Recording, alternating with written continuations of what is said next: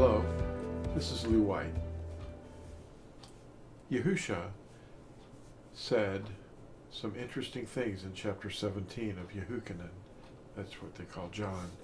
In chapter 17, verse 6, he said this: I have revealed your name to the men whom you gave me out of the world. They were yours, and you gave them to me, and they have guarded your word. Unquote. Now this statement verifies that most people will not know the name in the last days, because their teachers have intentionally hidden it. They hid it then and they hid it now. And I'm going to tell you why they did it. Mystagogues. They didn't want you to know the name of their deity. And that was inherited by the Yahudim too, that tendency. His treasured possession meditates on his name, and they speak to one another. You'll see what that is like at Malachi chapter 3, verses 16 through 18. Mystagogues are Nicolaitans, and they conquer or rule over severely the common people in all kinds of ways. They are doctrinal controllers who decide what teachings are disseminated into the pure, empty minds of their audiences. The pagan world is still all around us, camouflaged under customs and exoteric meanings, external meanings. They don't get to see what the real meaning of something is. They just see the external shapes and symbols. The outside perceptions are all they can perceive.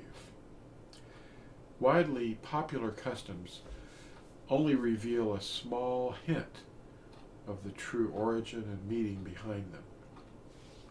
The outside view of the customs are displayed in plain sight in every grocery and every retailer as the seasonal decorations go through the cycle of changes. The hidden meaning of these festivals is hidden from them, but they're known to the Mystagogues. The esoteric knowledge of the real meaning is kept from the masses. Mystagogues in the ancient world trained their adherents in the mysteries through a series of graded levels, much as we see done for many years in Masonic lodges. Perhaps the greatest objective of the Mystagogues was to conceal the real name of their deities. They believed that if an enemy knew the name of their deity, that they would have power over them. They rendered the names of their deities into Christograms and cryptonyms, fake names, and often used these names to facilitate control over them.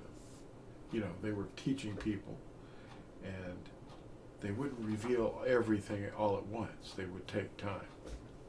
They concealed the names of their deities and decoded them over a long period of time. This was the practice adopted in the case of the substitute names used for Yahusha. In the Eastern Roman Empire, they used the Christogram IC-XC in place of the name. They didn't write Yahusha. They wrote this, encoded name in place of his name. In the Western Roman Empire, they used the Christogram IHS. It was a replacement, and only the insiders knew what it really stood for.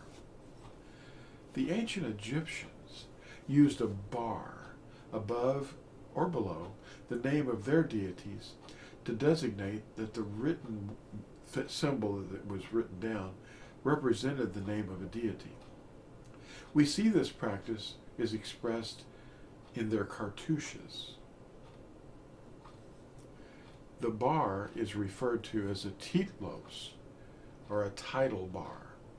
The Mystagogue trait is seen in the Latin Vulgate's rendering of the name of Yahusha, IESV.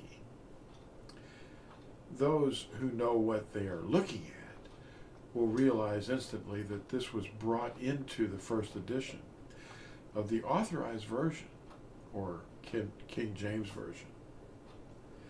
Here's a close photo of the first edition of the King James Version, showing how the Anglican Catholics copied the Latin Vulgate symbol, IESV. It's really a U. The V is really a Latin letter. It's our U today. You notice that the titlos and the exact spelling is taken directly from the Latin Vulgate. IESV is only an encryption that slowly evolved into JESUS. Some ancient Nimrod architecture passed down also from Mystagogues in its esoteric or hidden sexual imagery that's hiding in plain sight.